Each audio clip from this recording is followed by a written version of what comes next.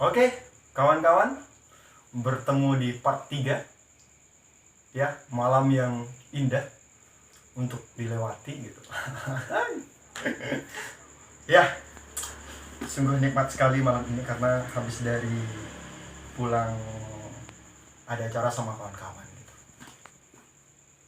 Pada malam hari ini kita buka bedah dan buka judul buku yang sangat fenomenal sekali gitu.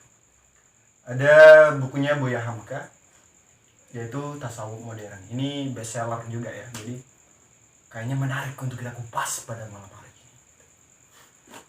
Ya, saya sudah kelar bacanya ini gitu. Dan menurut buku ini apa ya? Nanti buku dulu gitu. Nanti dulu. Kan ini apa namanya? Apa ya? Kita sedikit review, tidak sombong ini gitu. Review dulu baju gitu. Baju ini kan anak pembebasan gitu. Terus yang ini PT yang punya. Jadi ini dikasih sama kawan gitu. Tapi terkadang kawan yang ada di sekitar saya itu kadang, kamu masuk organisasi gitu ya? Enggak. Saya ini dikasih sama kawan Jogja gitu. Kawan dekat di sana gitu. Aduh, gimana ini gitu. Tapi saya yakan aja gitu. Ya. Saya masuk organisasi gitu. Kamu juga VT gitu. Ini kan ibarat berbenturan gitu. Ini dipinjam sama kawan yang satu itu. Katanya dia nyolong. Astagfirullah. Allah. Astagfirullah. Dia bilang kayak gitu, coba nyolong. Berandal yang satu itu memang ya, jadi gitulah. Subhat. Ya, ini kan ibarat kiri dan kanan gitu. Sesuai dengan tema kita pada malam hari ini gitu. Ini kebetulan sekali gitu. Kok tiba-tiba ada apa ya? Jaketnya PT, kemudian anak-anak pembebasan. Waduh, gimana ini? Ya, itu sedikit tadi, walaupun nggak penting amat gitu. Oke. Kita bedah bukunya ini, Tasawuf Modern. Mode serius gitu. Tasawuf Modern ini dari Prof Hamka. Kan apa ya, buku-bukunya Prof Hamka itu banyak sekali gitu. Ada lembaga budi, ada tentang perempuan juga, ada tentang Tuhan juga gitu. Ada tentang apa ya? Tenggelamnya kapal Vanderbilt, bayangkan. Tidak, Hayati. Tidak, Hayati. Aku sudah sakit, Hayati. Itu kan sudah fenomenal sekali gitu ya, kawan-kawan gitu. Tidak, Hayati. Aku tidak mau, Hayati. Yang penting Ares gitu. Apa, Res? Rokok Ares gitu. Asem. Rokok Ares itu maksudnya gitu. Oke. Wah, itu tadi tidak penting tuh. Lanjut ke isinya. Ini kan tasawuf modern ya. Tasawuf modern ini, walaupun ini judulnya tentang tasawuf, tetapi apa ya, menceritakan tentang tasawuf itu sangat sedikit sekali di sini gitu. Bahkan apa ya, saya katakan tidak ada gitu. Hanya apa ya, terminologinya atau apa ya, pengertian tasawuf secara sederhana gitu. Oke. Kembali ke tasawuf. Tasawuf itu saya tidak mengambil di referensi ini ya, tapi di literasi lain gitu. Itu kan kalau kita telaah secara apa namanya? Secara ada yang namanya Sirul Asror gitu. Itu kan berawal dari huruf ta, sod, waw, dan fa. Nah, tak ini kalau kita jabarkan itu berarti tobat. Nah, bagaimana tobat? Untuk menafak ke jalan tasawuf itu ya harus dengan tobat dulu gitu. Harus membersihkan diri, menyesali kesalahan-kesalahan. Itu kan definisi dari tobat. Menyesali kesalahan-kesalahan yang dulu yang dikata sering kita lakukan gitu. Itu definisi taubat gitu. Membersihkan gelas dalam diri kita gitu. Kalau seandainya gelas ini tidak bersih, hati itu kan gitu. Kalau diisi dengan berbagai macam misalnya sesuatu yang baik, bersih dan lain sebagainya, gelasnya itu akan tetap kotor kalau hatinya itu tidak dibersihkan gitu. Nah, itu gerbang pertama itu adalah tobat. Terus yang kedua itu adalah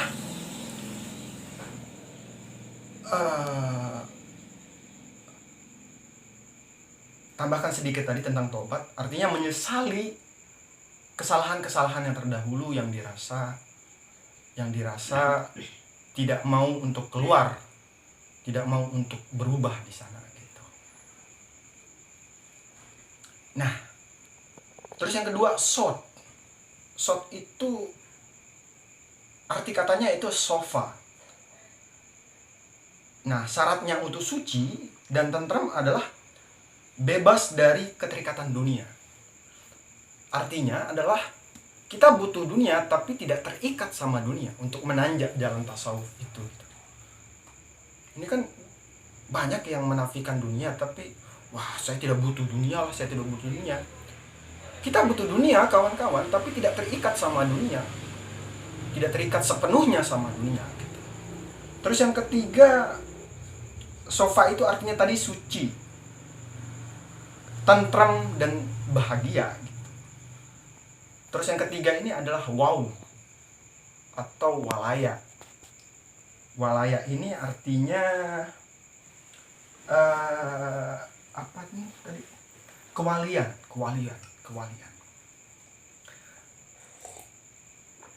Cirinya di sini dalam kewalian adalah la khaufun 'alaihim wa lahum yahzanun. Artinya adalah orang-orang yang sudah punya iman itu tidak pernah bersedih hati di dalam hatinya terhadap cobaan-cobaan yang tertimpa di dirinya gitu. Artinya orang-orang yang beriman dan lain sebagainya itu adalah orang-orang yang tidak pernah bersedih hati. Ini bagus untuk orang-orang yang dapat motivasi hidup dalam dirinya gitu. Orang-orang yang takwa, orang-orang yang beriman itu tidak ada sedikit pun sedih hati dalam dirinya. Terus yang keempat itu adalah fa atau fana. Ini ada belit ya, jadi saya ini silau kawan-kawan. Jadi ketika melihat buku ini tadi, ya Allah, jadi agak gimana gitu, agak terang gitu. Fa atau wau gitu. Fa itu artinya fana. Fana di sini artinya dirinya aja itu tidak penting di sini gitu. Semua itu petronasinya yaitu ke Allah Subhanahu wa taala gitu. Semua yang dilakukan itu atas Allah, semuanya serba Allah. Jadi semua yang dia lakukan itu adalah ikhlas karena Allah Subhanahu wa taala. Jadi dirinya aja itu tidak penting lagi gitu. Artinya apa ya? Mata, telinga dan semua indera yang ada pada dirinya itu sudah semuanya hanyalah Allah gitu. Kalau dalam taraf ini kan tinggi gitu. Nah, itu dari kosakata yang tadi sedikit tentang tasawuf. Dan kembali ke buku ini. Di buku ini sendiri berbicara tentang kebahagiaan. Dalam bab pertama dan lain sebagainya, bagaimana untuk menjadi bahagia, bagaimana untuk harus menjadi orang yang sukses dan lain sebagainya. Apa definisi bahagia? Kalau menurut di awal cover buku ini adalah bahagia itu dekat dengan kita, ada di dalam diri kita gitu. Itu definisi bahagia. Jadi semua yang ada pada diri kita itu artinya hati yang membuat kita tentrem untuk mencapai kebahagiaan gitu. Kalau kata kawan-kawanku dulu pas waktu di Jogja gitu, apa itu bahagia? Kaira itu nama samaran gitu. Walaupun saya nggak mau berani nyebut nama gitu. Bahagia itu apa bedanya antara senang, tegang, sama bahagia? Senang ibarat pergi ke toilet. Senang itu adalah ketika kita mau ke toilet nih, lagi apa namanya? Lagi poop gitu.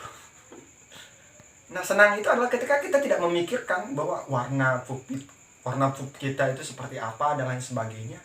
Sedangkan tegang itu adalah ketika kita menahan terlalu lama berat yang ada di perut ini gitu tertahan. Semakin kita tahan, semakin kita tegang gitu. Jadi kalau kita terus menahan tentang dunia dan lain sebagainya, terus kita tersetir sama dunia oleh makanan itu misalnya di perut ini, kita akan menjadi tegang gitu.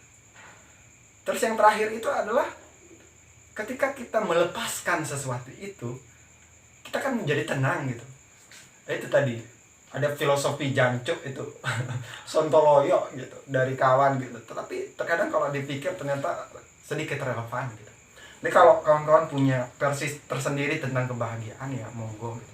Tapi saya sedikit mengupas ini tadi dari buku ini. Monggo dibaca kawan-kawan.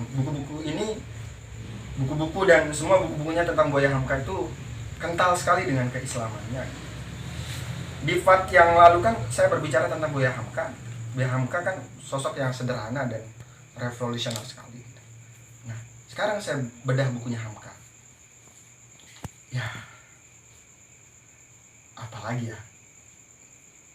Ya, monggo lah nanti dibaca kawan-kawan, karena ini apa ya, menarik buku ini dan sangat fenomenal sekali gitu.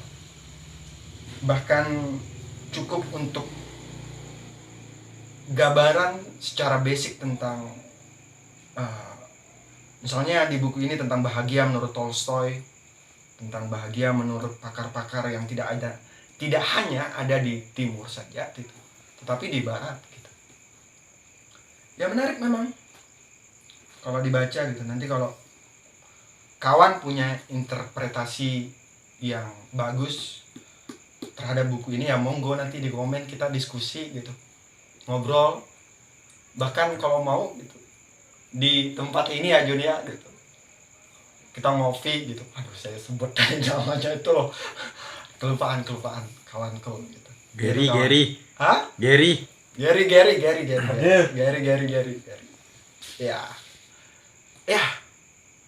kita cukupkan sampai di sini ya. Nikmat sekali untuk bertemu di part selanjutnya gitu ya. Cukupkan sampai di sini. Kembali ke kiri dan kanan, tadi kelupaan. Oke.